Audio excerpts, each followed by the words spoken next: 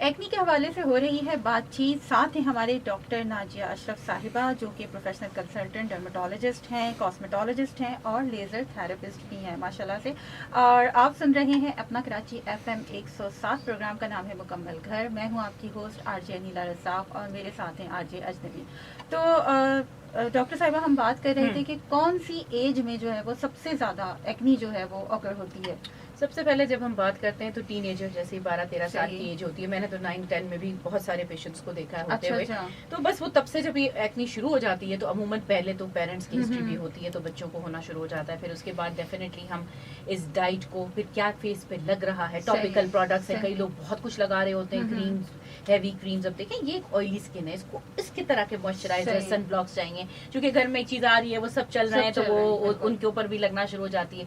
तो ये अवेयरनेस देना जरूरी है कि इसको ये ना समझें कि ये इस एज का एक प्रोसेस है और ये ऐसे ही गुजर जाएगा। ये प्रोसेस नहीं, ये बीमारी है। सही। एक्नी अगर हम हमारी डर्मेटोलॉजी की फील्ड की बात करते हैं तो सबसे पहले बीमारी जो हमें पढ़ाई जाती है एज एन डर्मेटोलॉजिस्ट या एज एन स्किन में, सबसे कॉमन बीमारी क्या है, तो वो एक्नी का ही नाम आता है। तो जब हम उसको पढ़ते हैं तो वो सबसे पहले ये बताती है कि ये एक बीमारी है, तो इसे पालने की या उसे खराब करने की जरूरत में हम उसमें स्कारिंग ले आते हैं, जिसका जिक्र मैंने ब्रेक से पहले किया।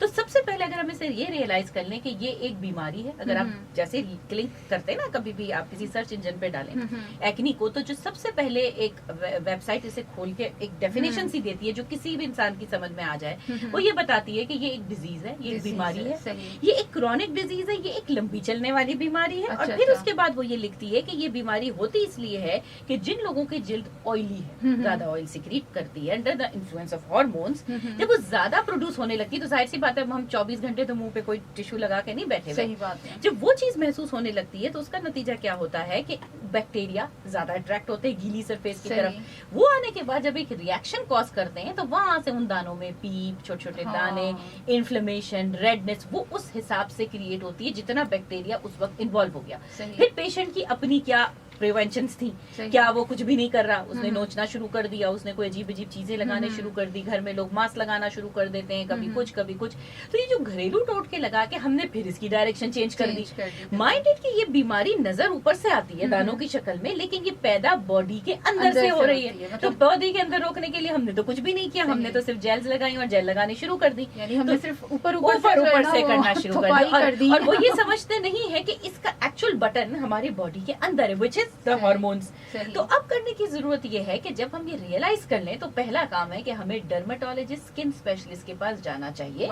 वो आपकी एज देखेगा। अच्छा, माँ बाप पहले आके ये कहती तो 13 साल की बच्ची है, इसको दवाई कैसे दूं, आप लगाने की कुछ दे दे, क्योंकि वो दिल से सोच रहे हैं। यहाँ काम दिमाग का है। और ये बात है कि एज ग्रुप देखकर, उसकी एक्नी की इंटेंसिटी देखकर, क्योंकि एक्नी 3 टाइप की है, माइल्ड, कम, मॉडरेट, दरमियानी, सिवियर, जैसे के नाम से आपको लग रहा है। आप जैसी एक्नी की सिवेरिटी देखेंगे, उसके साइकिल्स के बारे में पता करें, अगर वो लड़की है क्या हो रहा है, क्या वो मुंह पे लगा रही है, क्योंकि बाज लोग, हम सब देख रहे हैं आजकल कि जितने भी ये सारे सोशल मीडिया के प्लेटफॉर्म है, मेरी अपनी पेशेंट 8 साल की उम्र से मेकअप ट्यूटोरियल दे रही थी। ओहो, फॉलो नहीं कर रही थी, वो खुद दे रही थी। तो मैंने जब उसको ऐसे ही पूछा, मैंने कहा तुमने अभी इतना क्यों मेकअप लगा के आई थी? तो मैंने कहा बेटा, मुझे पहली दफा मेकअप लगाने की इजाजत कोई 18 साल की उम्र में मिली, तो तुम 8 साल की उम्र में कहीं प्रोग्राम में गई थी।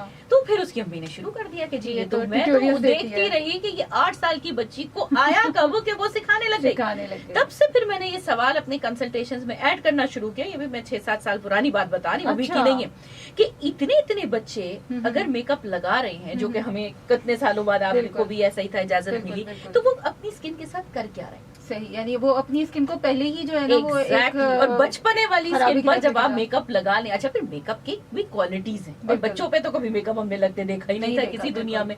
अच्छा, मेकअप का एक्नी का बहुत बुरा रिलेशन है, क्योंकि जितने भी मेकअप है वो ऑक्लूसिव है। कोई बेस अगर लग रही है तो वो स्किन की उसको पोर्स को हाइड कर रही है ना किसी चीज को।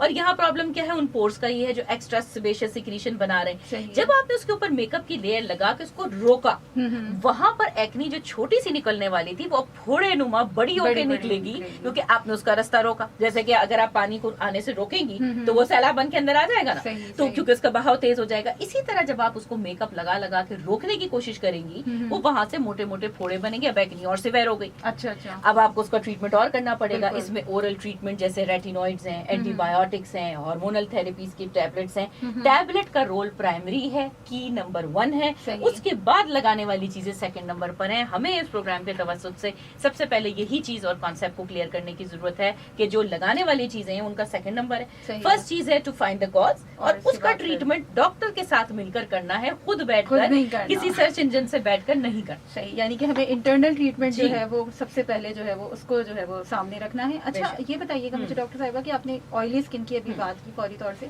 तो क्या ड्राई स्किन वालों को भी ये इशू होता है, एक्नी का इशू होता है, और अगर उनको होता है तो फिर वो किस तरह की एक्नी होती है? देखिए, ड्राई स्किन वाले में तो बहुत हाईली अनलाइकली है, कॉम्बिनेशन स्किन में जरूर होता है। अच्छा।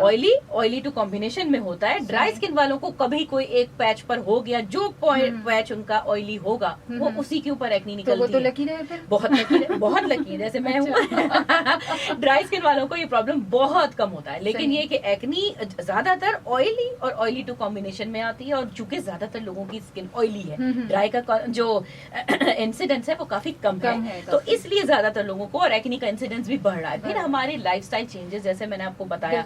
अच्छा, हम लोग जब बचपन में एक छोटी सी चॉकलेट अम्मी ने दे दी तो हमने खा ली। आजकल चूंकि किसी चीज की रोक टोक नहीं है, तो ये इतनी बड़ी बार तो मेरा ख्याल है हमारे बचपन में थी भी नहीं जितनी अब बड़ी बड़ी बार आती है, वो पैकेट्स पूरे। अच्छा, अब मम्मी ने कहा कि ये बच्ची पढ़ रही है, उस बच्ची ने भी फायदा उठाया और वो लगी हुई है चॉकलेट। जो चॉकलेट इतनी सी 2 चम्मच जितनी खानी चाहिए अपनी टेस्ट के लिए या अपनी बॉडी की बेहतरी के लिए, जब आप बड़ी बड़ी बार रोज की बुनियाद में खा रहे हैं, क्योंकि आपका तो ए लेवल का पेपर है और आप उस स्ट्रेस के अंदर सारे घर वालों को इमोशनल ब्लैकमेल करके जब चॉकलेट और कॉफी जब एक चीज आपको थोड़ी खानी है और आप उसको बढ़ा के जब इतना ज्यादा कर लेंगी, तो आप सोचिए वो बॉडी पे कर क्या रही है। और ऑन द टॉप स्ट्रेस, देखिए एग्जाम इंतहाई स्ट्रेस का टाइम है, ये सारी चीजें मिलके। अच्छा, फिर अब चूंकि उसका खाने का दिल नहीं चाह रहा, वो रोज जो है वो कहीं से ऑर्डर करके खाना मंगाती है। अब ये 2 महीने की एग्जाम प्रेपरेशन में आप सोचिए कि उसने अपना हाल क्या कर लिया। सही, यानी उसने 2 महीने में ही अपना जो है वो पूरा अच्छे तरीके से सारा। अच्छा, अब वो जब आते हैं डॉक्टर के पास तो उन्हें ये कुछ याद नहीं होता, वो ये कहते हैं एग्जाम का स्ट्रेस था, बच्ची ने तब तक मुंह खराब कर लिया। अब आप जब बिठा के पूछते हैं ना, तो फिर ये सब के साथ मुश्तरक फैक्टर निकलता है, एक्चुअल रीजन। बिल्कुल, वो चीजें वेरी कर सकती हैं अप एंड डाउन। कोई कॉफी की चम्मच लेके जबान के नीचे रखने लगता है, अजीब अजीब चीजें। कोई खाली पानी में मिला के पीता है क्योंकि उसे जागना होता है पढ़ाई की स्ट्रेस में। कोई किसी किस्म का खाना, कोई चिप्स अचानक खाने लगता है, कोई फ्रेंच फ्राइज बहुत खाने लगता है। तो आप सोच नहीं सकते जितने लोगों से हम बात करें उनकी एक अलग स्टोरी है और वो बॉडी पे एक नेगेटिव इम्पैक्ट डाल चुकी है। अब आपका एग्जाम तो गुजर गया, हेल्थ आपकी अब खराब हो गई, अब आप उसको एडमिट भी नहीं कर रहे हैं और ना डॉक्टर को दिखाकर उसकी बात को समझना चाहते हैं, और अब चाहते हैं कि जैसे एग्जाम खत्म हो गए, मेरी बीमारी भी 2-4-6 दिन में खत्म हो जानी चाहिए, और अगर वो नहीं हुई है तो उसका मतलब है कि डॉक्टर को भी कुछ पता नहीं चल रहा और मुझे भी कुछ नहीं हो रहा, और वो ट्रीटमेंट पर छोड़ देते हैं, दिल बर्दाश्त हो जाता है। एग्जैक्टली, यही मैंने प्रोग्राम के शुरू में आपसे कहा। अच्छा, मैं एक सवाल करता हूँ, इसका जवाब मैं चाहूंगा कि आप अगले लिंक में दीजिएगा कि एक्ने के ऊपर मौसम की तब्दीली कितना असरअंदाज होती है, या मौसम की तब्दीलियां मुहर्रिक बनती है एक्ने इसका या नहीं बनती। इस सवाल का जवाब हम लेंगे कुछ देर के बाद। आप सुन रहे हैं अपना कराची FM 107 कराची की आवाज और बल्ले बल्ले FM नेटवर्क। अनीला रज़ाक अजनबी आपके साथ हैं और डॉक्टर नाजिया अशरफ डर्मेटोलॉजिस्ट हैं।